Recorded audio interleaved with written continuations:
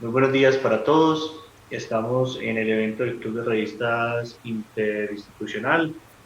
Este es un espacio en el que estamos profesores de reumatología del CES, profesores de reumatología de la Clínica Bolivariana y pues, obviamente los fellows, los residentes, los estudiantes y todas las personas que nos quieran acompañar, donde se discuten temas pues, que esperamos que sean del interés de todos ustedes. Doctor Sebastián, ¿cómo está? ¿Cómo ha pasado? Miguel, ¿cómo has estado? Muy bien, muy bien. Interesante el artículo del día de hoy. Hola, ¿qué más? Difícil, ¿Cómo estás? difícil. Vamos a ver cómo lo trabajamos, a ver qué vamos a sacar de conclusión. Eh, el doctor Jorge Latipir nos va a dirigir el club de revista de hoy. Jorge, ¿cómo estás? Muy bien, profe. Súbele el volumen, por favor, Jorge, que estás como... Te dio el enfisema que le da a algunos de los miembros del grupo. Deme un segundo a ver si de pronto cambiando Muchas el micrófono es gracias, mejor. muy agradecido. Chava, eso quedó para la posteridad ya. Eso, bueno, al parecer Jorge sí tiene vocecita de hombre, porque chava. Chava, sí te pregunto a ti. Pero Gracias, ahí me estás muy escuchando amable. bien ya. Sí, Sí, señor. sí. Ok, A listo. mí Déjenme sí, organizo aquí el escritorio. Andrés, el doctor Carlos Jaime tiene un link. ya se lo mando. Mándaselo, por favor, para que nos acompañe. Muy bien. Eh, entonces vamos a arrancar con este artículo.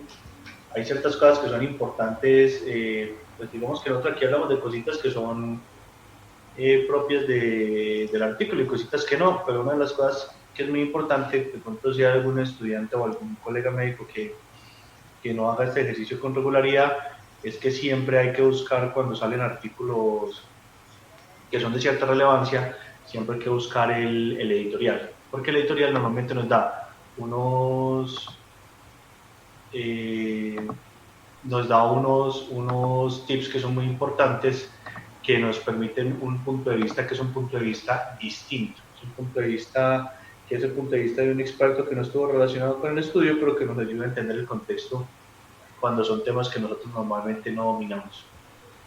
Entonces, doctor Jorge, ¿usted qué quiere hacer? ¿Quiere que veamos primero la editorial o veamos primero el artículo? Pues yo pienso que más bien miramos primero el artículo porque de estas conclusiones vamos a hablar finalmente de la editorial. Perfecto, no hay ningún problema. Como usted decía, usted es el que manda ahora. Bueno, entonces ustedes me dicen cuándo empezamos. Ya. Listo. Entonces arranquemos. Mucho gusto para los que no me conocen. Mi nombre es Jorge Lacutir. Yo soy residente de tercer año de Medicina Interna de la Universidad CES. Y hoy vamos a estar presentando este artículo que se titula Efecto del Tanezumab en la evaluación del dolor articular, funcionalidad física y PGA en pacientes con osteoartritis de rodilla y cadera, publicado en JAMA el 2 de julio de 2019.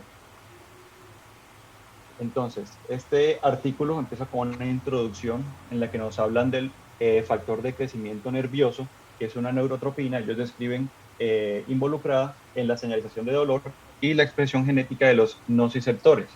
Una neurotropina asociada al dolor, a la hipersensibilidad al dolor en fenómenos inflamatorios o dolorosos crónicos, como es el caso de la enfermedad en la que se está probando.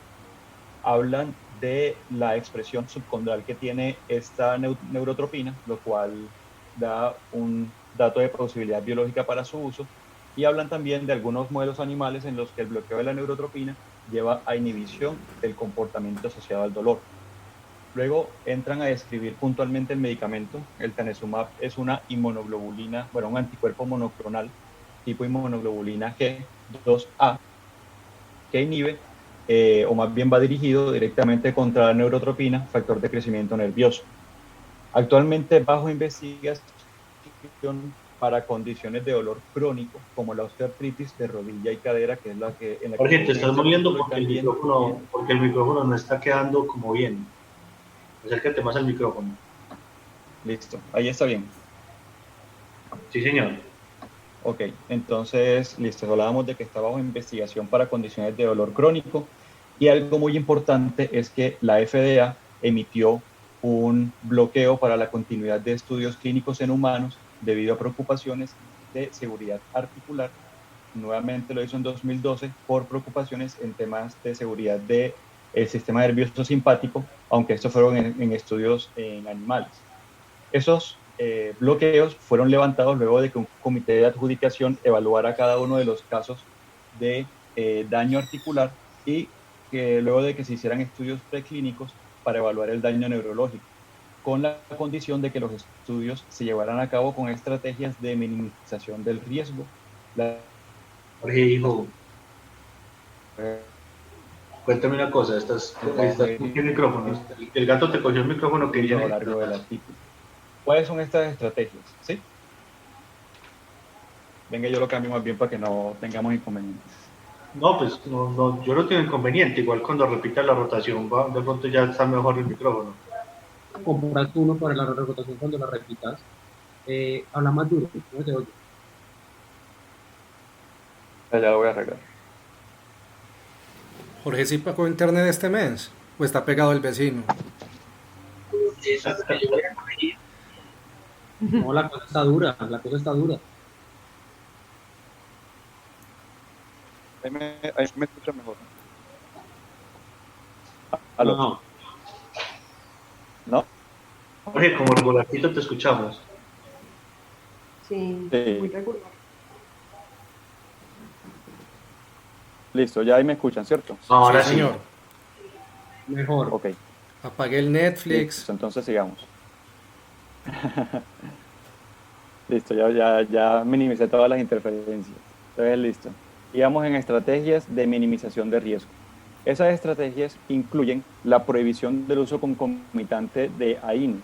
Esto a partir de estudios previos a este, en los que encontraron que los desenlaces adversos articulares eran dosis dependiente con el tanezumab y de hecho aumentaban mucho más cuando se utilizaba de forma concomitante los AINES. Buenas noches. De manera que esa hace parte.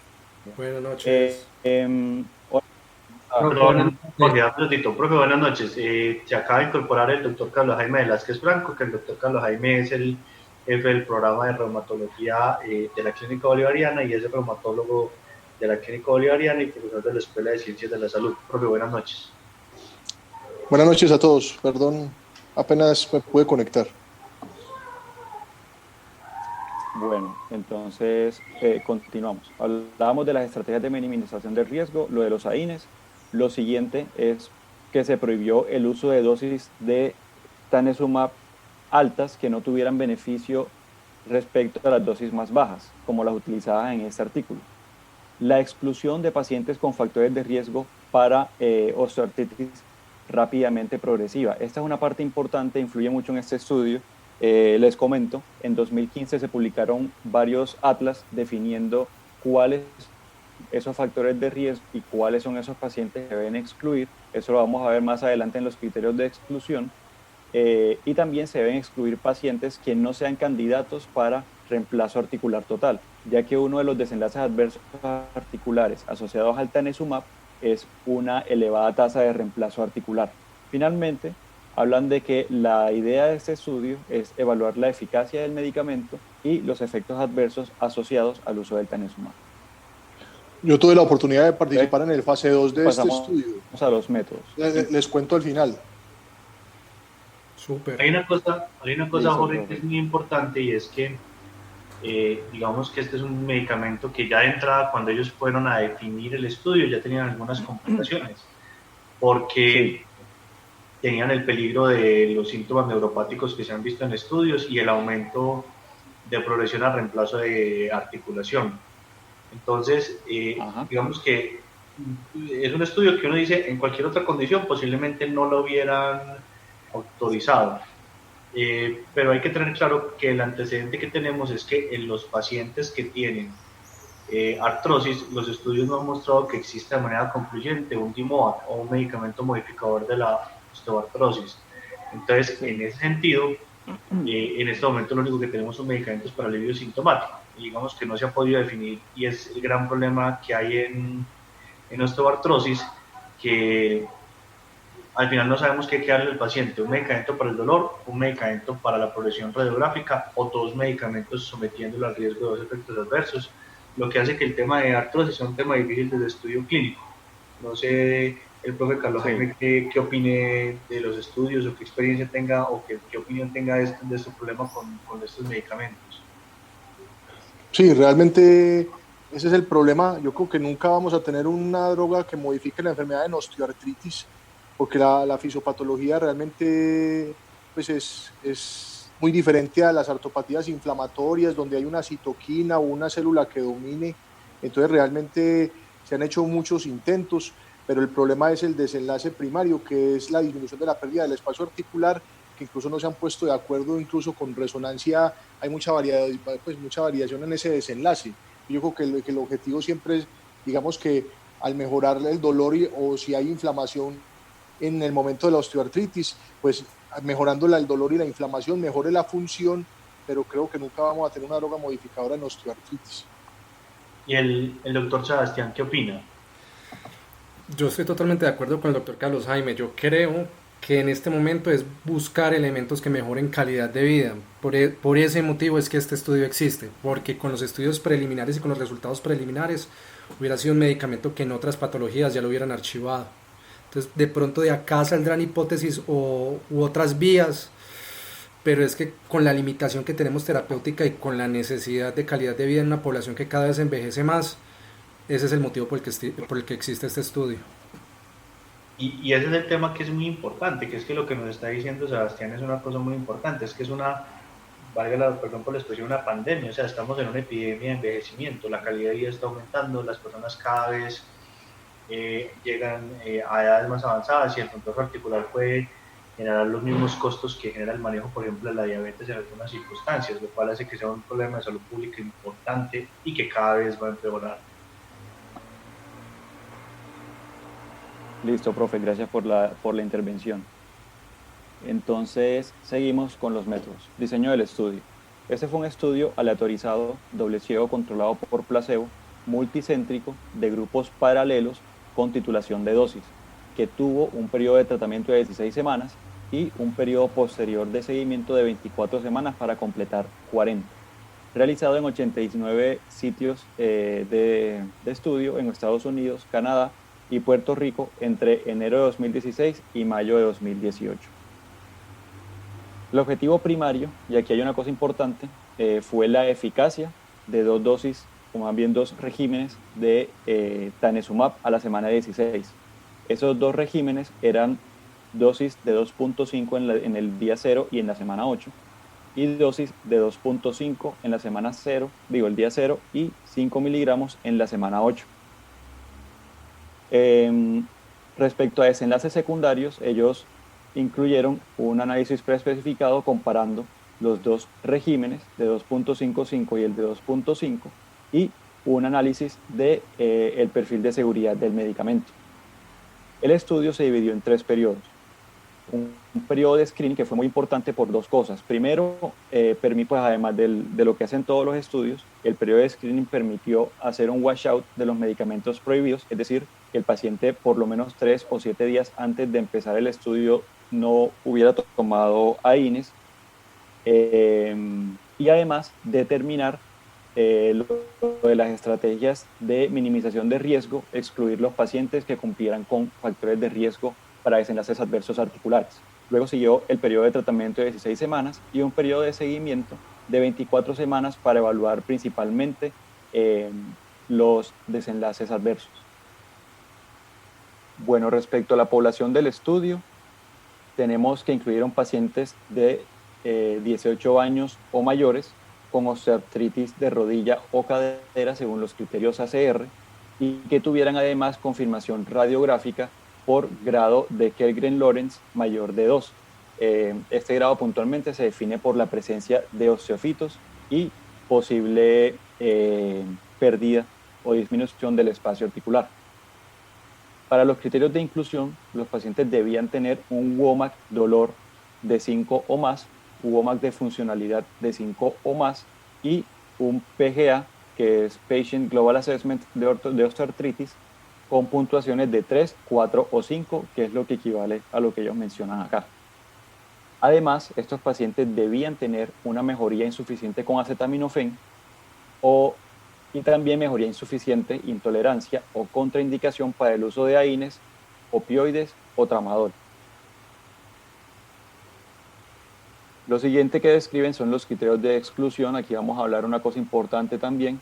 Empezamos con los factores de riesgo para desenlaces articulares. Ellos excluyeron pacientes con osteoartritis rápidamente progresiva, fractura por insuficiencia subcondral, osteonecrosis y fractura patológica, que es lo que nos describen acá. Aquí hay una cosa importante. Los atlas que les mencionaba, publicados en 2015, no solamente incluyen estos factores de riesgo para desenlaces adversos articulares, sino que también sugieren excluir a los pacientes con osteoartrosis del tipo atrófico. Y eso es importante porque ellos no lo incluyeron dentro de los criterios de exclusión y eso, digamos, les dio problemas al final con el tema de la seguridad articular. Eso lo vamos a mirar cuando veamos la tabla 4 de desenlaces adversos. Ahí, Jorge, hay una cosa muy importante y es que en los criterios de inclusión ellos exigen el fallo acetaminofén y AINES. Y eso obviamente no solamente es para garantizar que la población, pues para escoger la población del estudio, sino porque como este es un medicamento que tiene probabilidades de producir efectos adversos, digamos que yo como comité de ética sí sería más enfático incluso todavía en decir que tengo que estar seguro que ese paciente haga todas las opciones que están disponibles para Claro. Antes de ingresar a la intervención. Claro, agotó, digamos, el estándar de tratamiento. Entonces, ok. Y eso Otras... también, Jorge, ¿sí? eso también es de la parte de comité de ética, esa parte es un poquito compleja, porque ellos le restringen mucho la parte de rescates. Entonces, eso es como prevenir, o sea, si el paciente pues ya tiene mucho dolor y en algo le debería haber mejorado, pues tú le estás restringiendo absolutamente todo. Entonces, Claro. esa parte desde el punto de vista ético me pareció difícil la autorización del estudio. Claro, porque ellos permitieron rescates con acetaminofén, pero pues lo que ya hemos discutido hasta ahora, ellos no permitieron el uso de AINES para el dolor de la articulación. Podían utilizarlo para dolores de otro tipo, pero no para el dolor de la articulación, y pues ya sabemos que esos pacientes muy aquejados, en quienes quizás, como dicen el doctor Mesa, algo les servía de la AINES. Y aquí pues básicamente se lo están quitando del todo para el dolor de la articulación. Y eso afectaría la validez, Jorge, para nuestra práctica clínica diaria. O sea, ¿a vos te parece lógico que nosotros en la práctica clínica diaria fuéramos a hacer eso? Te quito el AINE para ponerte otro medicamento. Bueno, eso, a mí me parece que eso le da incluso más validez si asumiendo, digamos, hagamos un ejemplo, si el estudio hubiera sido bueno para Tanezumab, eso sería importante, porque es que uno no puede en la práctica clínica, si se aprobara el medicamento, mandarlo junto con un AINE. Eso estaría contraindicado. De manera que a mí me parece que eso sí era, aunque éticamente difícil de hacer, quitarle los AINES, me parece que era necesario, porque si no, no sería un reflejo de lo que podría hacerse en la práctica clínica realmente. Perfecto. En algunos estudios clínicos que hemos tenido pues, como el centro de investigación, tenemos un estudio similar y lo que sugiere desde el punto de vista del patrocinador en muchas ocasiones es que como no hay una terapia estándar que se haya demostrado que sea supremamente buena para tratar a esos pacientes, que por eso se maneja con placebo. Pues esa es como la justificación que ellos hacen desde el punto de vista ético. Sin embargo, pues yo pienso que eso siempre va a ser algo criticado y en cierta medida eso los va a mejorar. La cosa es que cuando uno, pues ahorita adelantándose uno como en la parte de resultados, cuando uno ve la parte de resultados en los rescates, ahorita discutimos que a uno le quedan como algunas dudas en esa parte. Listo. Bueno, otros criterios de exclusión, enfermedades confusoras como artritis reumatoide, espondiloartritis, gota y pseudogota, pacientes que tuvieran trauma o cirugía en el último año, pacientes que tuvieran cirugía planeada durante el periodo del estudio, inyección intraarticular reciente de glucocorticoides o ácido hialurónico, condiciones neurológicas previas como neuropatía periférica, autonómica, enfermedad de Alzheimer o esclerosis múltiple. Encuesta de síntomas autonómicos mayor de 7, eso básicamente es una lista de 12 preguntas evaluando, como su nombre lo dice, síntomas autonómicos. Excluyeron pacientes en embarazo y pacientes en lactancia. Bueno, entonces, en cuanto a la intervención, La aleatorización se hizo por un código aleatorio generado por computadora y asignaron los pacientes a uno de 3 grupos: Tanezumab 2.5, Tanezumab 2.5, 5 miligramos y el grupo placebo. Tratamientos concomitantes, que era lo que estábamos hablando ahorita, permitieron el uso de aspirina para profilaxis cardiovascular, permitieron el uso de otros medicamentos en dosis estables para condiciones que no fueran dolorosas o que no fueran osteoartritis, y prohibieron el uso de analgésicos con la siguiente salvedad. Como les decía, se podía usar AINES para condiciones diferentes a osteoartritis hasta 10 días seguidos por cada periodo de 8 semanas, con la condición además de que no se utilizara 48 horas previas a una visita de estudio. Permitieron la dosis de rescate de acetaminofén hasta 3 gramos al día por 3 o menos días por semana, también con la condición de que no se tomara 24 horas previas a la visita de estudio. Y el estándar de tratamiento, es decir, se podía ya tratar el paciente en condiciones normales, se permitió después de 16 semanas de la última dosis del estudio. Bueno, entonces en cuanto a la evaluación de la eficacia, como les decía, ellos establecieron un desenlace coprimario, que no se debe confundir con desenlaces compuestos. La condición del desenlace coprimario es que debe ser, el resultado debe ser significativo en los 3 desenlaces por separado para considerarlo, digamos, un desenlace exitoso. A diferencia de la contraparte pues, de un desenlace compuesto, en la que lo que importa es la diferencia del conjunto, no de cada una de sus partes por separado. Además del desenlace primario, bueno, listo, entonces, ¿cuáles fueron esos desenlaces primarios? El cambio desde la línea de base del WOMAC dolor, WOMAC de funcionalidad y PGA osteoartritis, que lo describimos previamente. Desenlaces secundarios, ellos determinaron pues más de 20 desenlaces secundarios, pero los más importantes, bueno, todos preespecificados y por ende válidos, pero los más importantes que ellos quisieron mencionar fue la tasa de respondedores de más del 50% en WOMAC dolor a la semana 16. También la tasa de respondedores mayor de 30, 70 y 90. Todo esto con un objetivo netamente exploratorio, no explicativo. La cosa cuando uno mira los desenlaces es que uno siempre tiene que mirar los desenlaces en el sentido de si son desenlaces duros o son desenlaces blandos. Digamos que en nuestro artrosis hay desenlaces que son desenlaces duros como progresión al reemplazo articular, pero posiblemente haya que esperar muchos años para ver ese desenlace. Entonces, desde ese punto de vista, es difícil esos desenlaces. Pero la otra cosa que uno tiene que tener presente en esos desenlaces es qué tanto importan para el paciente. Y digamos que qué tanto se han utilizado en otros estudios. El WOMAC, que es una escala que se utiliza con frecuencia en artrosis de rodilla y de cadera, y digamos que también da información sobre la calidad de vida que está ganando o está perdiendo el individuo.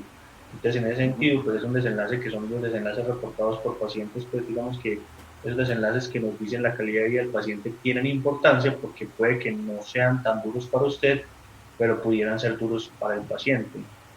No sé, el profe Carlos Jaime, ¿qué opina de estos desenlaces? Sí, de acuerdo. Yo creo que tienen que ser desenlaces como centrados en el paciente. Digamos que cuando uno mira los desenlaces en osteoartritis, pues digamos que el objetivo en este momento más de vida real, pues ya que no se puede lograr la disminución de la pérdida del espacio articular, es el WOMAC. Ojalá uno lo tuviera pues como mejoría en dimensiones diferentes al dolor, pero digamos que muchas veces lo que le importa al paciente, pues, o sea, dolor y función sería lo ideal, pero digamos que el desenlace más real en este momento y lo que les interesa a los pacientes es el reducir el dolor, no solo en escala visual análoga, sino que esa disminución del dolor se vea como reflejada en mejoría de la función. Entonces yo creo que cuando me involucran el WOMAC, ojalá fuera un desenlace solo simple, ya cuando empiezan a haber desenlaces compuestos se empieza a enredar un poquito más el asunto, pero yo creo que lo más realista sí es tener un WOMAC de función y de dolor como desenlace en osteoartritis en este momento. Igual, yo creo que parte, no sé si Sebas me dirá qué opina, pero yo creo que parte también de la estrategia que ellos hicieron es que como son desenlaces que no son entre comillas duros, porque no son desenlaces que sean tan significativos desde el punto de vista clínico como un reemplazo articular. Ellos utilizaron lo que nos explicaba Jorge, unos desenlaces coprimarios para tratar de darle más fortaleza a esa diferencia, para que no fuera un solo desenlace que pudiera ser subjetivo, que pudiera tener otras mediciones, sino que fueran los 3 desenlaces y darle un poquito más de fuerza a ese desenlace. Sí, o sea, el diseño del estudio en parte muestra que aprendieron de los estudios previos de ellos y de los chascos que han tenido con la molécula y, por así decirlo, buscando la forma de abrir un nicho en una enfermedad que, aunque hay muchas opciones de tratamiento, realmente no hay opciones de tratamiento, todo es sintomático y el impacto de lo que tenemos es moderado por ser optimista. Hay una cosa importante respecto a esos desenlaces y es que, digamos, desenlaces duros, como ustedes comentan, que idealmente uno pensaría en lo del reemplazo articular, pues como hemos mencionado antes, con este medicamento sería peligroso, sobre todo pues para los investigadores utilizar un desenlace como el reemplazo articular, cuando vemos que en estudios previos, pues no vamos a hablar todavía de los resultados de pero en estudios previos, este medicamento básicamente se comporta como un factor que aumenta el reemplazo articular. Entonces, digamos que desde ese punto sería peligroso, sin mencionar lo que dice el doctor Mesa también, que el tiempo del estudio no da para desenlaces, digamos, tan terminales en una enfermedad cuya progresión característicamente es lenta. Lo otro es que el reemplazo articular, pues finalmente es una decisión que se toma en conjunto y mucho peso tiene el síntoma del paciente, no solamente es el grado de deterioro de la articulación. Entonces, nuevamente, al ser, digamos, una decisión compartida en la que el síntoma del paciente influye tanto, me parece que estaría bien empezar con este tipo de desenlaces enfocados en el paciente, ¿cierto? Desenlaces pues de qué tan sintomático está un paciente, que eso determina tanto su calidad de vida como incluso tratamientos finales como el reemplazo articular. Bueno, entonces, en esta parte de eventos adversos, no me voy a detener pues tanto diciendo cómo recolectaron cada uno de los datos, pero lo importante fue que ellos tomaron muestras de laboratorio, electrocardiograma, muestras de signos vitales, prueba de ortostatismo, entre otras cosas, para evaluar los efectos adversos generales y neurológicos, haciendo también el score de compromiso por neuropatía, que básicamente evalúa fuerza, sensibilidad profunda, superficial, propiocepción de varias regiones del cuerpo. Está la encuesta de síntomas autonómicos que ya les había comentado y un comité de adjudicación no solamente para desenlaces articulares, sino también para desenlaces neurológicos. Esto de la evaluación neurológica, pues ya lo hemos dicho, principalmente es por el score de compromiso neuropático y la encuesta de sistema nervioso autónomo. Y en la parte de los eventos adversos articulares, ellos hacían evaluación en cada visita de todas las articulaciones mayores, no solamente la articulación índice, hacían radiografías al principio y al final de las 40 semanas. Además, también hacían radiografías si, digamos, las evaluaciones durante las visitas así lo requerían, y los pacientes registraban sus síntomas en un diario electrónico.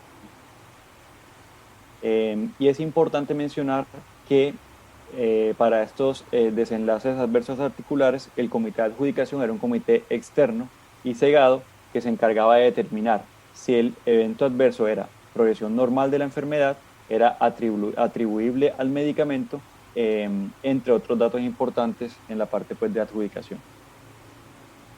Bueno, entonces la parte de estadística. No sé si la doctora María Fernanda quiere intervenir acá o primero digamos, lo que mi concepto al respecto y ya la doctora dice lo que considera ella. No, Jorge, dale tranquilito, dale tranquilito. Pues no hay nada raro, hay una prueba que ellos hacen pues como adicional que uno normalmente no ve, pero pues yo no sé, si quieres lo haces. Igual sí, listo, lo explico y si algo me falta usted me complementa. A mí hay una cosa que sí quisiera de pronto que la doctora María Fernanda, que es la epidemióloga, nos contara, y es porque nosotros no estamos muy acostumbrados a ver la prueba estadística que ellos hicieron. ¿Cuál? El modelo de covarianza. El modelo de las mínimas casillas. De diferencia de cambio de mínimas cuadrados. Sí. Ok. Eso es una técnica estadística para hacer, pero pues que mínimos cuadrados es una forma simplemente de análisis de datos, pero pues una explicación como desde el punto de vista, sin tenerme que meter en toda la parte de estadística, es muy compleja. Está bien, está bien. Pero básicamente es una técnica en la cual lo que usted trata es de analizar unos datos y para un grupo de valores determinados, que es lo que le da. A través de la distribución de una gráfica, uno trata como con una técnica matemática de que la línea que distribuye esa gráfica esté como por el punto medio de las dos. Sí. Muy bien. Yo de todos modos, cuando hablemos de los resultados, trato de dar una explicación también, digamos que en términos coloquiales para que sea fácil de entender bien.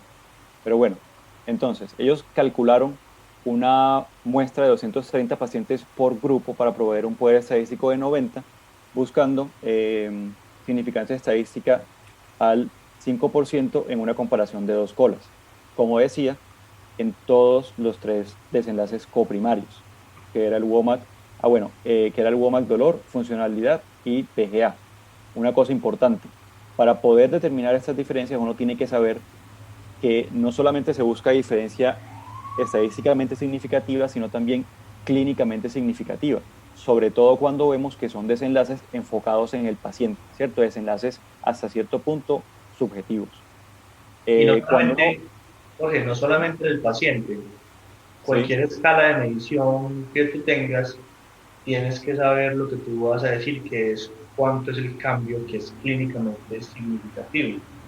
Ajá. Y muchas veces incluso cuál es el cambio clínicamente significativo para la enfermedad en cuestión, porque hay enfermedades que te dicen, yo por ejemplo mido una escala y para esta enfermedad es 0.5, pero para otra enfermedad puede ser 0.3. Entonces, uno en teoría siempre tendría que saber con cada escala cuál es el cambio mínimo significativo desde el punto de vista clínico.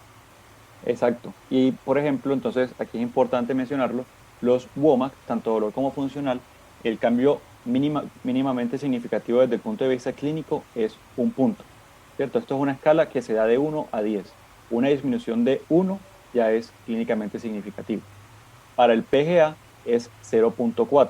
Aquí vemos que ellos hicieron el cálculo para WOMAC con 1 y para el PGA con 0.32, que está por debajo de lo que es clínicamente significativo, pues no mucho, pero sí por debajo, pero igual esto es válido, porque en caso de que no dé una diferencia clínica significativa, es importante no perder la diferencia estadística significativa y por eso a veces estos cálculos los hacen un poquito por debajo del valor clínicamente significativo.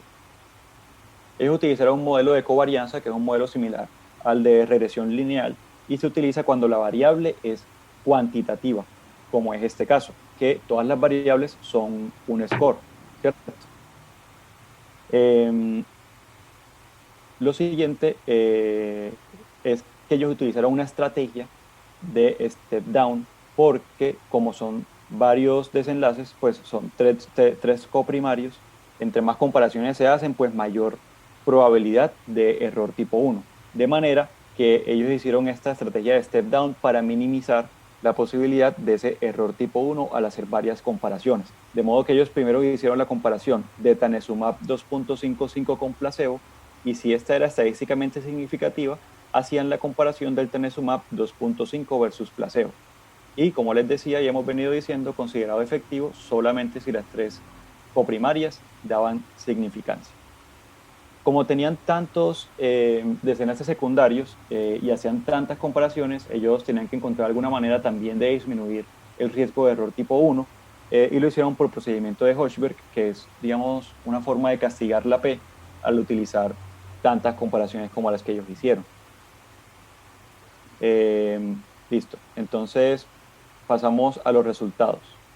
Los pacientes, pues vamos a remitirnos de una vez a la tabla 1 y figura 1, que ahí podemos describir todo lo que dice el texto también. La figura 1, ellos aleatorizaron 698 pacientes, de los cuales solamente le dieron el medicamento a 696 porque 2 pacientes no cumplían los criterios de elegibilidad. Como decíamos, los aleatorizaron a los 3 grupos ya mencionados. Las pérdidas fueron mínimas, ¿cierto? 2, 3 y 3 respectivamente, pérdidas de seguimiento. Pues De modo que ellos hicieron... Pues porque un estudio de tan poquito tiempo, donde se le pierda más gente, hay que mandar a recoger al estudio para los investigadores. Claro, claro. Y en cualquier caso, como fueron tan pequeñas las pérdidas, pues ellos finalmente hicieron un análisis por protocolo, pues aquí vemos que analizaron los pacientes, digamos, en consecuencia a los que, pues, a algunas de esas pérdidas. La tabla 1, que vemos entonces? Características como el sexo, la edad y la raza me parece que estuvieron bien balanceadas, quizá un poco menos de afroamericanos en el grupo de Tanezumab 2.5 y un poco más de asiáticos en el grupo placebo. La representación de hispanos y latinos estuvo entre el 15 y el 18% en los tres grupos. También me pareció que fue balanceada entre los tres grupos. Respecto a los criterios de inclusión, digamos, llamémoslo falla terapéutica, de acetaminofén, AINES, opioides y tramadol también estuvieron bien balanceados.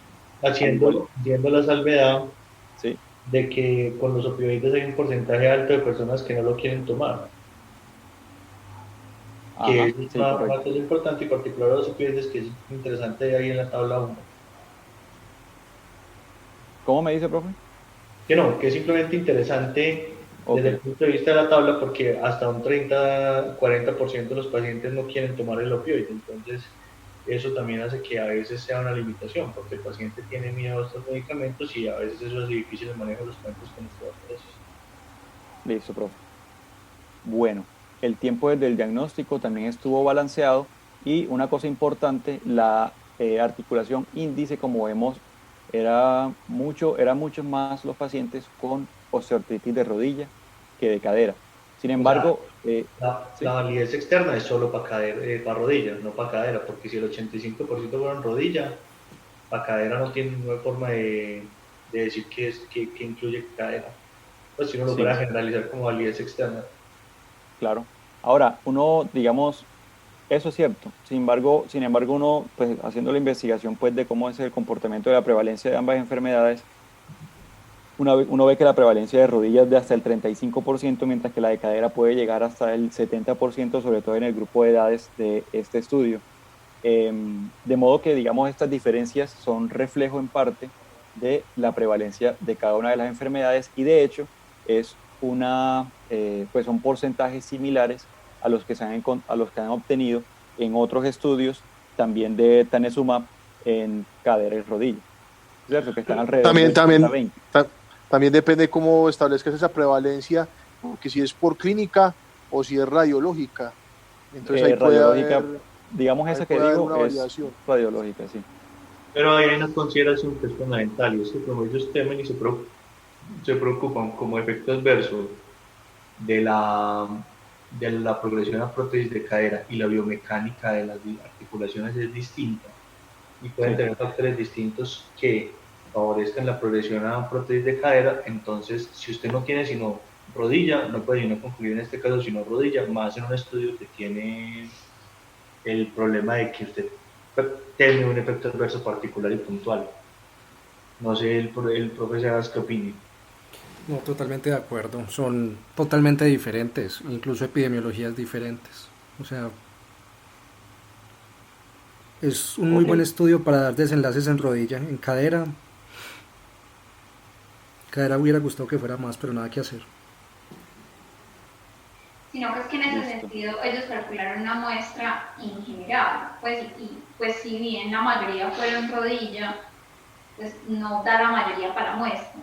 Entonces, sí y no, pues los resultados son más para rodilla, pero también nos quedaríamos cortos por muestra en sí, porque entonces no podríamos decir que todo es de rodilla. No sé si me hago entender.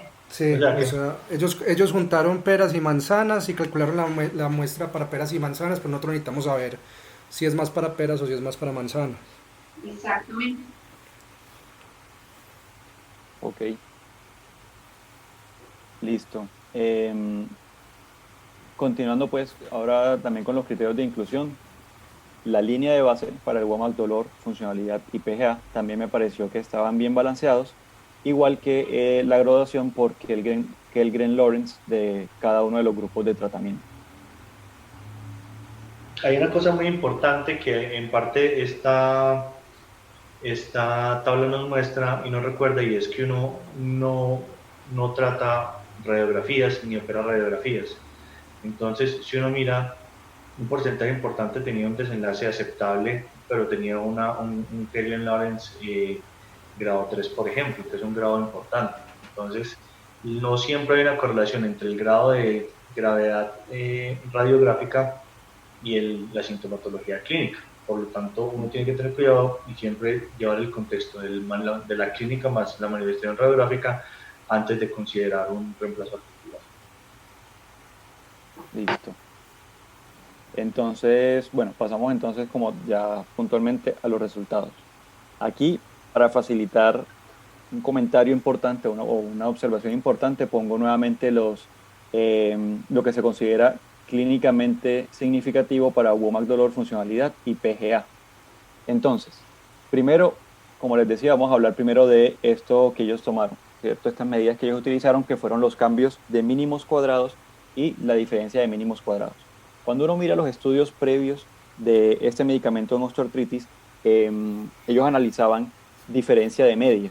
Es decir, tomaban la media de la línea de base de los pacientes y miraban cómo llegaban los pacientes al final del tratamiento respecto a la línea de base. Eso, pues, puntual y crudamente. Esta medida de impacto, la diferencia de mínimos cuadrados y el cambio de mínimos cuadrados, no mira cómo llegan los pacientes, sino que mira cuánto cambiaron los pacientes.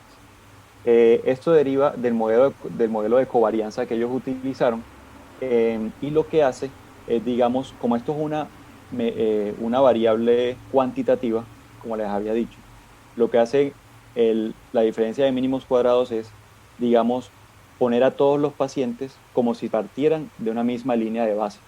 O sea, si bien tenemos acá la línea de base media en cada grupo, esto no quiere decir que todos partieron igual en 7.1, por ejemplo. Habían unos con más puntaje y con menos puntaje. Uno no puede despreciar esos datos. De modo que esto es una forma, digamos, más precisa de hacer esa evaluación. Y lo que mira, como les decía, no es cómo terminan los pacientes, sino cuánto cambiaron los pacientes a lo largo del tratamiento. Listo. Entonces, aquí vemos que el cambio respecto a la línea de base, aquí tenemos los tres codesenlaces, WOMAC Pain, funcionalidad y PGA, y tenemos los grupos, 2.5, 2.5 y placebo. La línea de base de cada uno y el cambio. Entonces, vemos que el cambio de mínimos cuadrados fue mayor en los grupos de Tanezumab en comparación con el placebo. Esto es, digamos, un desenlace de efecto. ¿Cuánto es el efecto del medicamento? ¿Cuánto me cambia respecto a la línea de base? Y este de acá, que es la comparación con el placebo, ¿cierto? Que es la diferencia de mínimos cuadrados, es el de eficacia, que me compara cuánto más este tratamiento mejora a mi paciente respecto al placebo.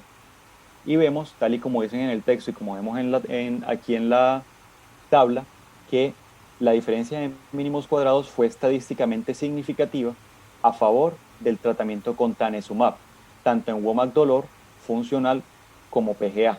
Pero entonces aquí viene el comentario importante, y es que aquí estas diferencias, si bien fueron estadísticamente significativas, no son clínicamente significativas, ya que para WOMAC dolor y funcionalidad, ninguna de las diferencias de mínimos cuadrados fue superior o siquiera igual a la diferencia clínicamente significativa de 1. E incluso para el PGA tampoco logró ser similar o igual a la diferencia clínicamente significativa de 0.4. Entonces, uno además debería analizar el intervalo de confianza y ver de este intervalo de confianza cuántos valores están por encima de ese valor clínicamente significativo, para tratar de encontrar si por lo menos así hay posibilidad de que el medicamento tenga una mejoría clínica importante. Pero como vemos, los valores del intervalo de confianza, si bien hay algunos valores por encima de 1, no son predominantes, ni en WOMAC dolor, ni en WOMAC funcionalidad, ni en PGA. De hecho, en PGA para 2.5 ni siquiera toca el valor clínicamente significativo. De manera que a partir de estos resultados uno puede decir que sí hubo una diferencia en eficacia del Tanezumab estadísticamente significativa, pero que esa diferencia no fue clínicamente significativa. Y ahí de pronto, Jorge, hay un problema. Y es que, ¿a usted cómo le parece que estaba el WOMAC de esos pacientes? Profe, pues una línea de base de 7.1 de 10 me parece un WOMAC alto, pues eran pacientes que realmente sí estaban enfermos.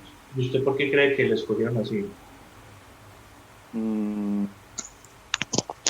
Regresión a la... Yo diría, ¿sí? Regresión a la media, sí señora. La regresión a la media es una de las cosas, pero hay otra de las cosas, y es porque usted quiere magnificar el efecto de la intervención, porque pacientes muy graves los cambios son muy notorios.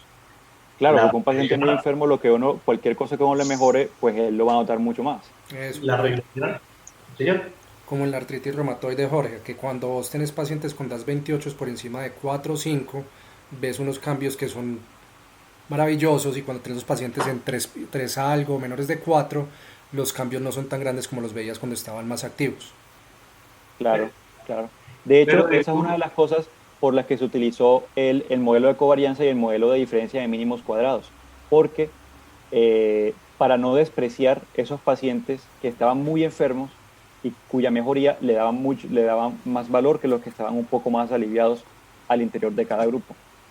Pero eso tiene ciertos problemas también, que son un problema de una espada de doble filo, y es que le sirve mucho para la intervención, pero como la regresión a la media se aplica tanto al brazo de intervención como al brazo de placebo, a veces le puede dar una respuesta de placebo muy buenas, porque regresa mucho a la media. Entonces, a veces pasa también en muchos estudios que buscan poblaciones muy enfermas, pero la regresión a la media fue un fenómeno muy importante en ese estudio, y el efecto placebo terminan diciendo, no, es que pensamos que nos iba a dar, pero el efecto placebo fue muy fuerte y nos bloqueó los resultados. Entonces, a veces es una situación que puede jugar en contra incluso de la investigación. No sé, la doctora María Fernanda, que es la epidemióloga, que nos pueda decir de eso, de esos conceptos. Pues como adicionar a lo que ya ha dicho, es que Miguel dice que no es epidemiólogo, pero realmente tiene unos fundamentos intuitivos muy buenos. No, nada más. Profe, de hecho, cuando uno mira la magnitud de ese cambio de mínimos cuadrados, uno ve que el placebo, pues digamos que un poco contrario al esperado, el cambio fue superior al clínicamente significativo, ¿cierto? Lo que hace pensar que realmente este cambio estuvo magnificado, probablemente por el modelo que se utilizó. Muy bien. Bueno, listo. Entonces, esto de acá es el modelo de efectos mixtos, pues son gráficas derivadas del modelo de efectos mixtos, que es para evaluar cómo fue la heterogeneidad al interior de cada grupo. ¿Qué tenemos acá? Los tres codesenlaces, WOMAC dolor, funcionalidad y PGA, y los 3 grupos de tratamiento. La línea negra es la línea de base a partir de la cual partieron los pacientes, y las líneas de colores, tanto para abajo como para arriba, fue cómo fue su cambio a lo largo del tratamiento.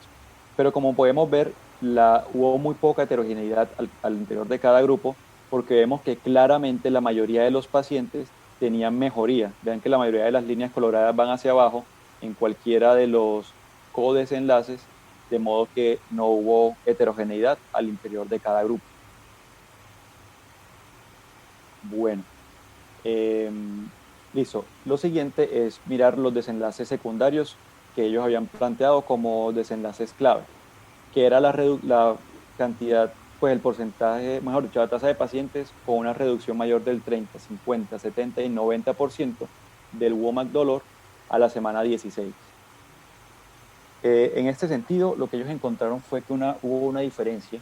Bueno, ellos dieron una medida de impacto que fue el OR para cada uno de ellos, y encontraron que hubo una diferencia estadísticamente significativa a favor de los grupos de tratamiento con tanezumab en comparación con placebo, tanto para una mejoría del 30, del 50 y del 70%, pero no para una mejoría del 90%, que pues en todo caso me parece que es una mejoría bastante ambiciosa en cuanto a mejoría de dolor en pacientes tan enfermos como los de este estudio. Sin embargo, hay que tener en cuenta que estos hallazgos son meramente exploratorios y no explicativos. Uno no puede, digamos, concluir algo a partir de esto, no simplemente puede mirar tendencias, más aún cuando vemos los resultados de los desenlaces coprimarios que fueron estadísticamente significativos, pero no clínicamente significativos. No sé si alguien quiera mencionar algo más de esta tabla antes de pasar a los eventos adversos.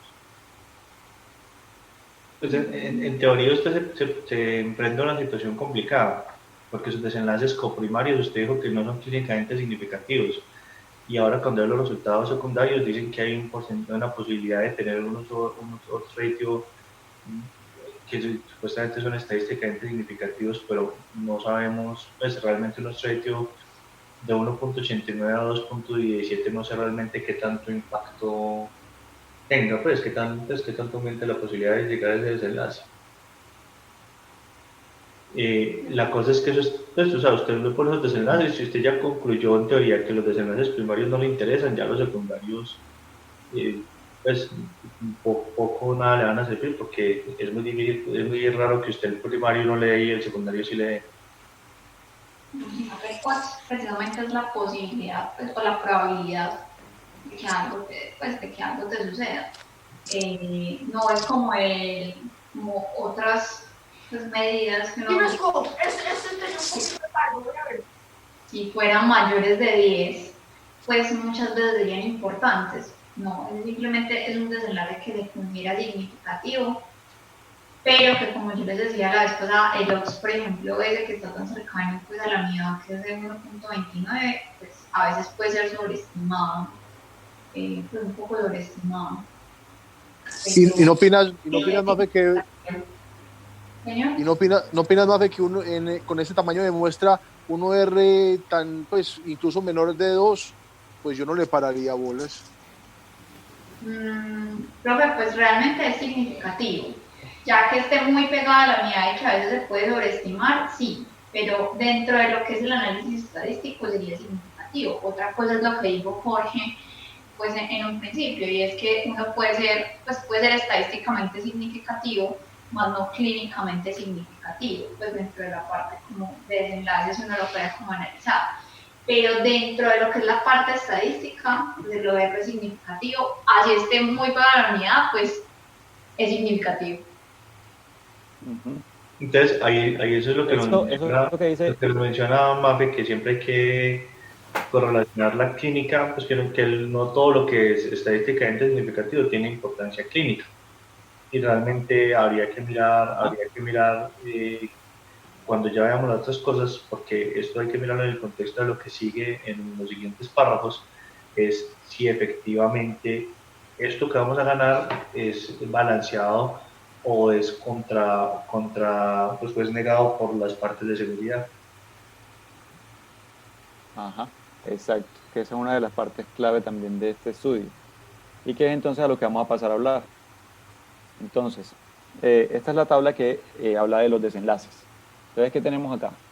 Cada uno de los desenlaces, de este lado, los grupos de tratamiento en el periodo de 0 a 16 semanas, que recordemos que es el periodo de tratamiento, y el periodo de 0 a 40 semanas, que incluye el periodo de seguimiento para evaluar precisamente estos desenlaces.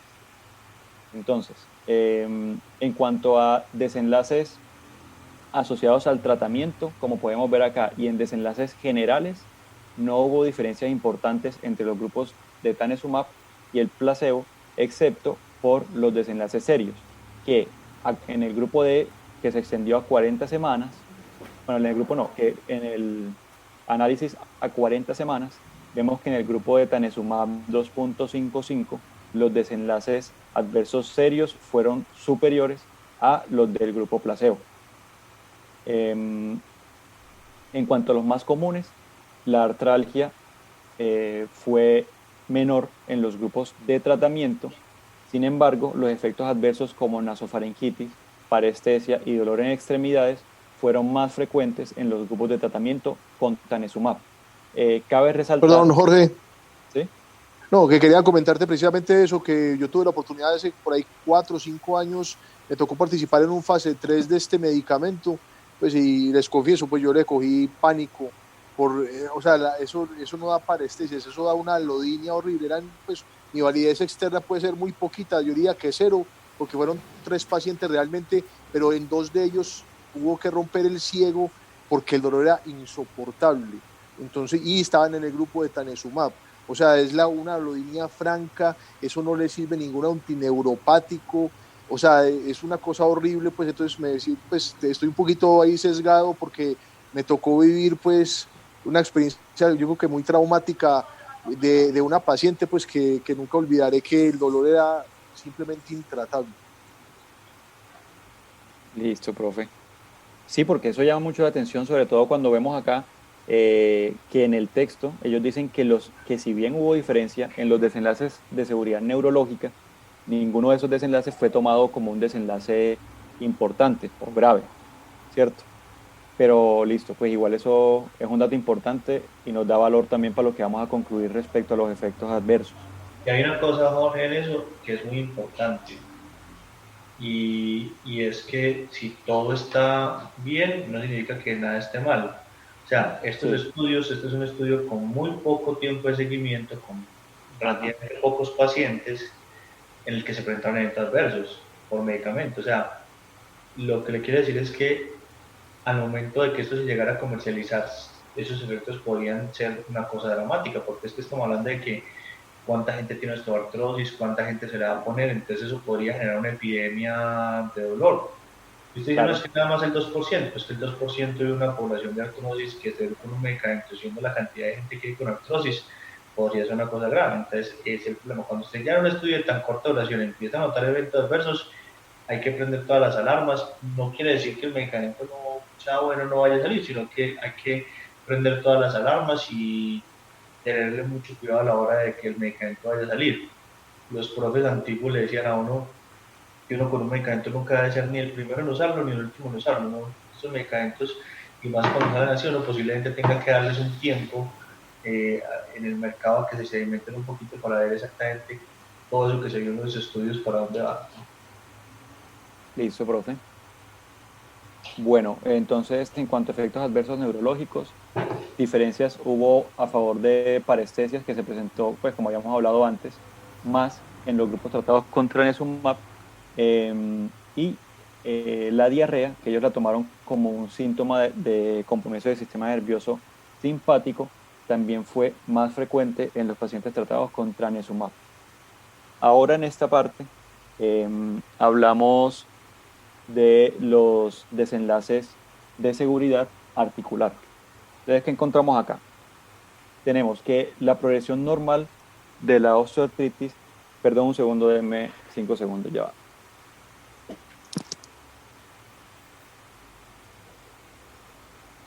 Una micción imposible.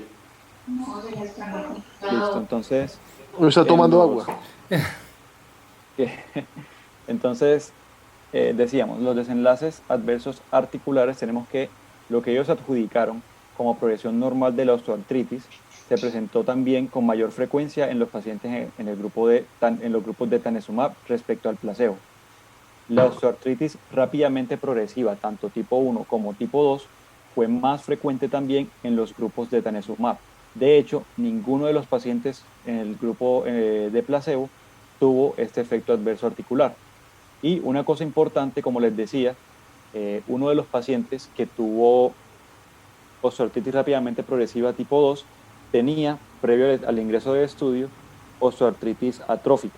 Por eso hacía énfasis antes que, de acuerdo a lo que dice el Atlas de 2015 y las recomendaciones para estudiar esta molécula, ellos debieron excluir estos pacientes con osteoartritis atrófica, ya que se comporta como un factor de riesgo para osteoartritis rápidamente progresiva, como pasó en este paciente. Y similar a lo visto en otros estudios, el reemplazo articular fue más frecuente en los pacientes con Tanezumab en comparación con el placebo. La diferencia más marcada fue en Tanezumab 2.5, 5 miligramos. Y además, acorde con lo que decían pues de la proporción de rodilla-cadera de articulaciones índice, vean que a pesar de que la cadera era, digamos, había tan poca representación, la tasa de reemplazos articulares fue pues muy similar a la de rodilla, a pesar de que solamente alrededor del 15% de los pacientes eran pacientes con osteoartritis de cadera.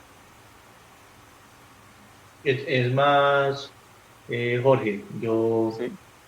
yo siempre le recuerdo a la gente cuando empiezan a hablar de que hay un poquito de eventos adversos, que no, que un 3, que 5, que un 3,5% y eso. Yo les recuerdo que hay dos eventos adversos típicos que no fueron descritos en los estudios iniciales. La tuberculosis, que ya lo jugaron otros estudios de revista, y los COX-2, que los COX-2 es la parte de seguridad cardiovascular obligó que se retirara en posmercadeo algunos de ellos, y se calcula que pueden haber muerto entre 75.000 a 150.000 personas antes de que se dieran cuenta de eso. Entonces, por eso uno con estos eventos adversos tiene que tener mucho cuidado y tiene que vigilarlos pues tiene que prender alarmas de temprano. Listo, profe. Bueno, listo. Entonces, habiendo visto tanto la tabla de resultados como la tabla de eventos adversos de este medicamento, por lo menos lo que yo concluiría con este estudio es que si bien hay un efecto analgésico del denosumab, su eficacia, como lo vimos anteriormente, no logra superar el riesgo-beneficio de aplicarlo en toda esta cantidad de pacientes cuando vemos que su perfil de seguridad no lo favorece.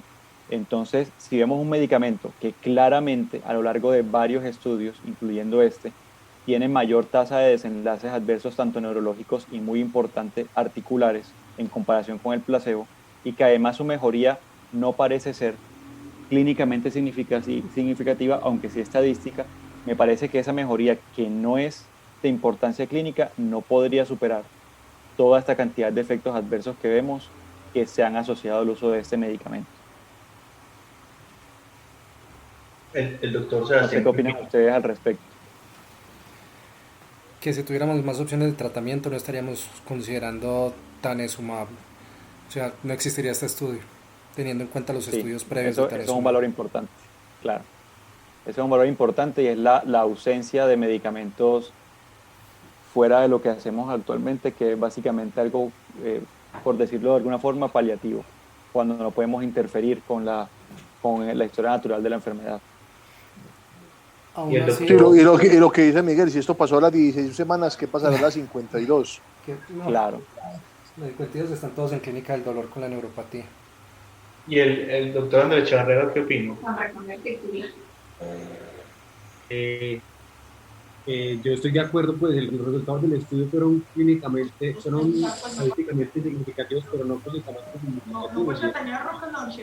Este medicamento no sería algo que tendría en el armamentario para el la vida actual. Andrés, te felicito. Has sido muy constante en que en todos los clubes de revista no podamos escuchar absolutamente nada de lo que dices. Es un gran secreto, se va a graduar sin haber... Va a grabar en silencio, en silencio. Sí, en total silencio. De verdad no oyeron nada. No, Escriba tanto. absolutamente. Solo lo que dijo Susi. Bueno, que Susana llegó en ese momento preciso, abrió la puerta. Cuando me preguntaste. Sí. Repetido.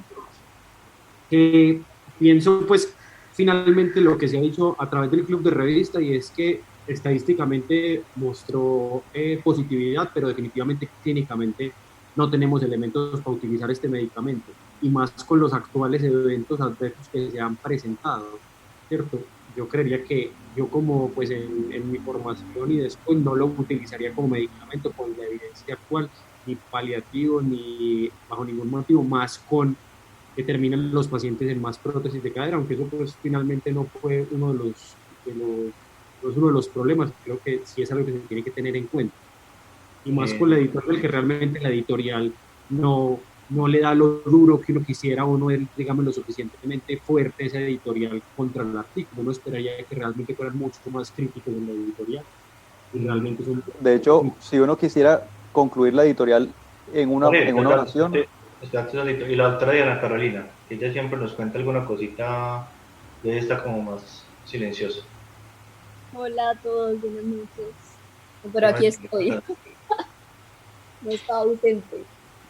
Bueno, a mí sí me pareció muy interesante el tema de la editorial sobre el estudio que menciona, donde se hizo una comparación de tanezumab 2.5 miligramos con AINES, principalmente porque el objetivo de ese estudio fue centrado su desenlace primario en la seguridad. Entonces creo que es un medicamento que estudios previos han mostrado, si bien no una mejoría clínica relevante, sí una mejoría estadística, pero con compromiso serio en la seguridad. Entonces, que hayan hecho este estudio con 3.000 pacientes con un desenlace primario, básicamente buscando la seguridad, pues básicamente yo creo que catapulta lo poquito bueno que haya podido mostrar este estudio del día de hoy en el hecho de que a un seguimiento más a largo plazo, a 80 semanas, se denotó que la tasa de reemplazos y de efectos relacionados adversos en la articulación es alta y estadísticamente significativa en los pacientes con tanezumab de 5 miligramos, 2.5 comparado con los años.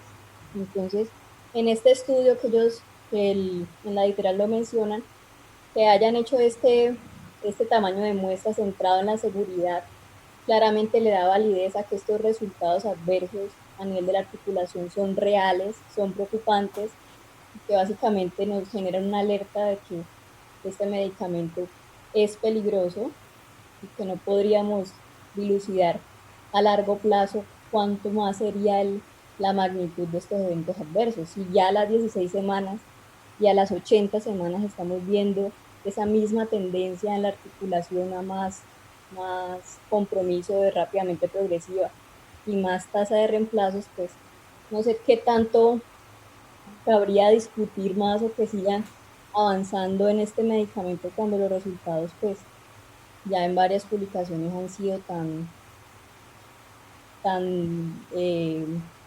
adversos, pues valga la redundancia para el medicamento. Digamos que ahí... Ellos se ven también, qué pena. No, dale. Pues yo sé que mortalidad obviamente no es el objetivo del estudio, pero en ese estudio que hicieron en los 3.000 pacientes se vio que había una diferencia en mortalidad, 9 pacientes a favor del tanezumab con respecto a uno de los pacientes que estaban en el grupo de AINES.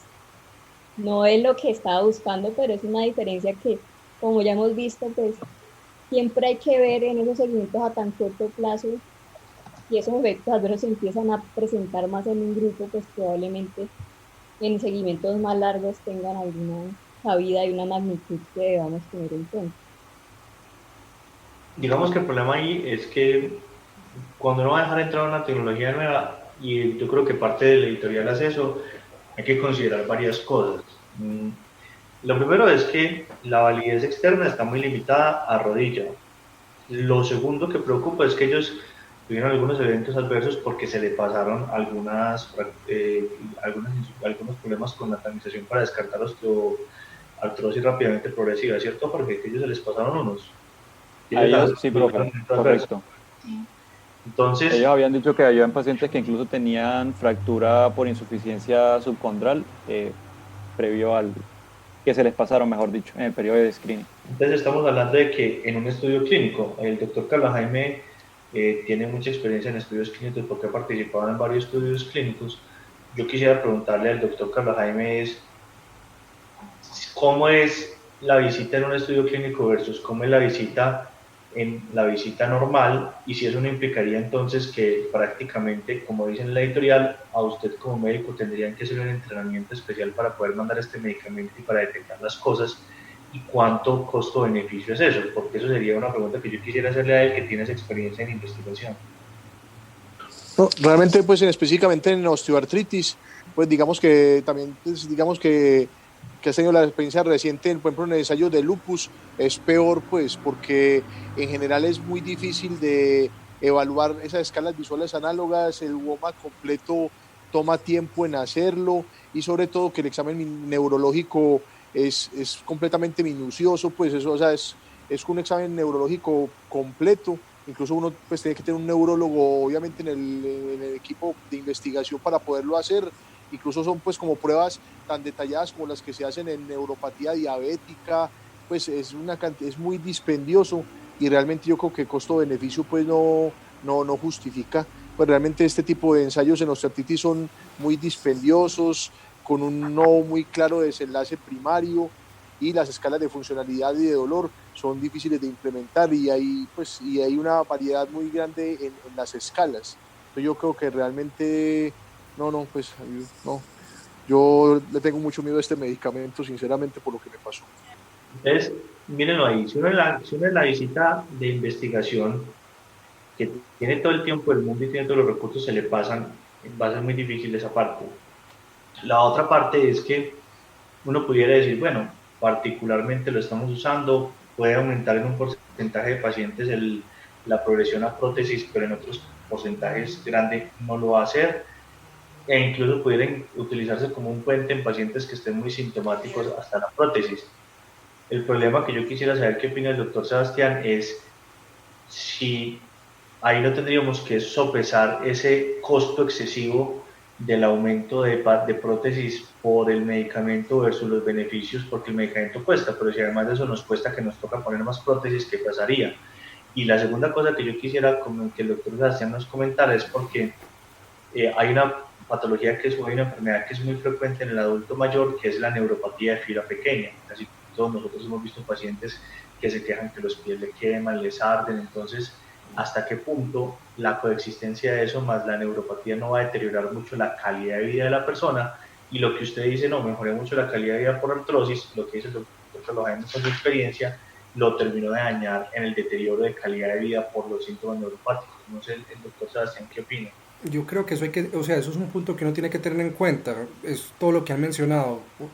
Cuando uno está leyendo un estudio, uno se centra en lo que ellos hablan como el desenlace primario, y uno se queda ahí y dice, bueno, funcionó o no funcionó, puede que sí, la osteoartritis tiene pocas opciones de tratamiento, esto podría ser un nuevo nicho, hay que negociarlo con el paciente, pero cuando uno ve que la valoración es dispendiosa, que hay un efecto adverso posible, probable, que está descrito, que podría empeorar la calidad de vida del paciente, o sea, le queda a uno muchas dudas. Aparte de eso, como dice el doctor, una valoración tan compleja, tan amplia, para un impacto que no puede ser muy importante, con un riesgo de un efecto adverso que le puede terminar deteriorando mucho la calidad de vida, y va a sonar muy feo, en una patología que no amenaza desde el punto de vista de mortalidad.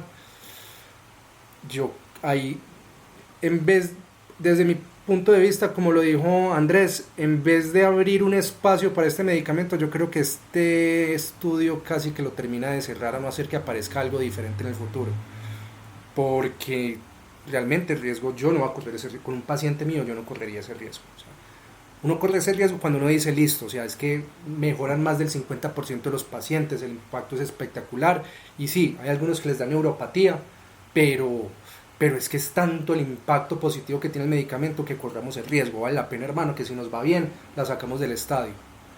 Realmente cuando vos ves los desenlaces, cuando vos ves el impacto, cuando vos ves el posible beneficio clínico, es algo tan discreto, tan mínimo, que uno dice, hombre, algo que tiene un impacto casi que al nivel de ácido hialurónico, pero con el riesgo de una neuropatía, hasta ahí llegó uno. Y terminar en prótesis, pues entonces ese es el punto más controversial de este medicamento. O sea, es lo que usted dijo, si la enfermedad fuera, se muere o sobrevive con un evento adverso, pues ya, pues ¿qué vamos a hacer? Juguémonosla. Pero es una enfermedad que, señor, otra vez no me están oyendo, ¿cierto? Si de pronto hablas como si no tuvieras una papa en la boca, sería muy útil para el club de registro. El viejo truco. Mañana te digo que tengo una papa. El punto es que yo estoy de acuerdo. O sea, si fuera una enfermedad que si yo no le pongo el medicamento, el paciente se muere o sobrevive con el efecto adverso, probablemente sería. Pero una enfermedad crónica, que lo que yo estoy tratando de buscar es manejo sintomático, y que el manejo sintomático que yo logro con el medicamento es mínimo, y que además de que logro es mínimo, tengo efectos adversos graves y termino más en prótesis de cadera, disparo el gasto en salud por un medicamento que de entrada ya es caro. ¿Cuál es la razón para yo ordenar este medicamento? O sea, ¿de qué me pego yo para ordenar este medicamento? De unos desenlaces clínicos mínimos. Porque la otra pregunta que yo me hacía cuando leía el artículo es, Perfecto, los WAMAC de un punto son significativos. Esos son escalas visuales, pues escalas que el paciente puntúa en una regla similar a lo que hablábamos hace 8 días. Y realmente cuando uno mira un punto en escala en calidad de vida y un punto en dolor, uno sí puede diferenciar a un paciente que por un punto el dolor le mejoró de 6 a 7, por ejemplo, si realmente es algo significativo, así los estudios digan que es significativo. No sé si me dicen entender. Pues no te dejes entender casi nunca porque se escucha muy mal, pero uno lo que tiene que pensar ahí es si para el paciente es significativo. Obviamente la magnitud de una variación fija siempre va a perder impacto conforme más grave está el paciente, porque si vos tenés un cambio de 2 a 3, cambiaste un montón. Si cambiaste de 8 a 7, cambiaste una unidad, pero cambiaste menos. Todas son variaciones estadísticas. Se supone que en teoría a mayor grado de compromiso vos tendrías que tener un mayor grado de mejoría. Por eso el porcentaje posiblemente se mantenga más a lo largo de toda la escala. Lo que uno puede saber es que en este grupo... ¿Señor? La pregunta es, por ejemplo, cuando uno evalúa dolor, que uno lo evalúa con una escala análoga que le pregunta al paciente de 0 a 10 o de 1 a 10, es parecido a lo que hace el WOMAC, a usted cuánto le duele. Pero es que el problema es que el WOMAC no te mide en una escala visual análoga, el WOMAC te mide en actividades del día a día. Entonces, ¿cuál es el problema? Que si vos te mejora un punto el WOMAC, el paciente posiblemente, si por ejemplo es un WOMAC de funcionalidad, puede que la respuesta haya mejorado una actividad funcional en el día. Entonces ahí entra a decir que si recuperar una actividad funcional en el día puede ser importante o no, es relativamente subjetivo, porque si esa actividad, por ejemplo, es vestirte, pues hay gente que le gustará más desvestirse que vestirse, pero guardando el ámbito científico, para una persona puede ser muy importante vestirse sin ayuda y hacerlo de una manera rápida. Entonces, digamos que uno ahí tiene que quedarse con lo que sabemos, que es un punto de unidad que hace la diferencia. Y ya lo que uno tendría que mirar es con cada paciente en particular ese punto que significa en la escala. Ok, entiendo. En todo caso, digamos que el propósito es discutir el artículo, las cosas buenas, las cosas malas y aprender de los artículos, ¿cierto? Puede que el laboratorio, pues si el laboratorio le ha metido tanta plata, le va a seguir metiendo plata hasta que lo logre sacar de alguna forma. Puede que el medicamento salga, ¿qué pensaría uno? Que va a salir con un margen de acción muy limitado y que va a ser un medicamento que, llegando el caso que se llegue a comercializar, tendrá unas indicaciones muy puntuales, muy exigentes y que bajo ningún motivo, razón o circunstancia usted debería intentar hacer un uso off-label, porque este medicamento, si usted lo usa off-label, los efectos adversos pueden ser graves. La otra cosa que se saca es que todo lo que ya dijimos acerca de la interpretación clínicamente significativa y la interpretación estadísticamente significativa, que muchas veces uno se deja, entre comillas, caramelear con la parte estadística y se les olvida que la clínica es lo más importante. Yo creo que una de las cosas más importantes que nos dijo Jorge es que siempre tenemos que saber, cuando hablemos de una escala, cuál es la variación de esta escala significativa para poder entender si los cambios son de la magnitud necesaria o no. Y la otra cosa, pues obviamente que las editoriales son editoriales que siempre ayudan a poner un contexto, como fue esta editorial que nos decía que no sabemos todavía el balance de riesgo-beneficio y que posiblemente la validez externa sea muy limitada por todas las contraindicaciones y limitaciones que tiene este medicamento. No sé si el doctor Carlos Jaime quiera darnos alguna opinión final. No, realmente es un medicamento que, sí, pues que digamos que el riesgo-beneficio, ese balance se rompe totalmente y en un tiempo de seguimiento muy, muy corto. Entonces yo creo que seguiremos en la búsqueda de medicamentos que mejoren esa funcionalidad y el dolor, porque no creo que vamos a llegar, como lo dije al inicio, a la disminución de la progresión radiográfica. Como decía Thomas Alva Edison, no he fracasado, sino que he encontrado una manera más de no llegar al éxito. Hay que seguir intentando. El doctor Sebastián nos quiere dar alguna opinión final. No, o sea, para mí, a mi forma de ver esto, es el capítulo final de Tanezumab. Perfecto. Entonces, pues yo creo que ya podemos dar por terminado el club de revistas. Les agradezco muchísimo a todos, a los doctores que nos acompañaron con sus opiniones, a todas las personas que se leyeron el artículo, al doctor Andrés, porque yo sé que hablar con una papa en la boca es difícil, pero él trata de hacerlo, a la doctora Diana Carolina, que siempre nos acompaña desde fuera, que muchas gracias por el esfuerzo, a Luz Adriana, a Paulina, a Clara Marcela, a todos los que nos han acompañado, a Jorge obviamente por el esfuerzo y por la presentación, que fue una muy buena presentación, a la doctora María Fernanda por la parte de la estadística, y pues no, como diría Cerati, gracias totales a todos. Y Jorge, felicitaciones, muy bien presentado. Muchas gracias. Gracias, Andrés. Gracias. Gracias. Andrés Teresa de Calcuta, chao, que vaya muy bien. Chao.